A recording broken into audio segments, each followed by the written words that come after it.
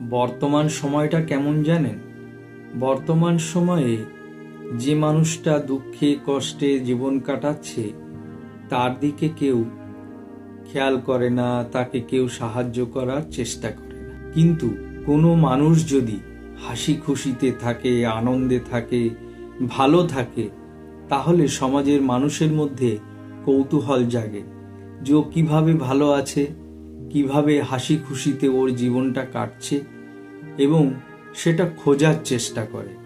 কিন্তু মানুষ নিজের কর্মফলের কথা একবারও ভাবে না যে ভালো কাজ মন্দ কাজের ওপরেই কিন্তু মানুষের জীবনে এই হাসি খুশিতে থাকা, আনন্দে থাকা, ভালো থাকাই নির্ভর করে।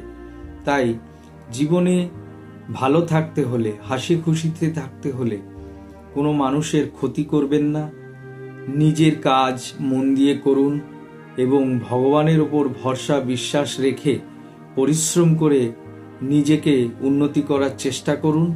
দেখবেন আপনিও ভালো থাকবেন, হাসি খুশিতে থাকবেন। আর ঈশ্বরকে যদি সর্বদাই স্মরণ করেন, তার নামগান করেন এবং তাকে ভরসা করেন, তাহলে আপনি আপনার জীবন আনন্দেই কাটাতে পারবেন।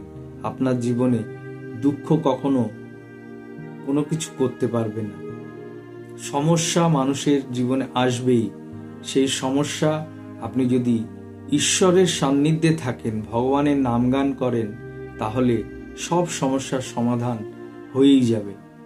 আজ পর্যন্ত জীবনে অনেক তো সমস্যায় পড়েছেন, সে সমস্যা থেকে কি উদ্ধার হতে পারেননি?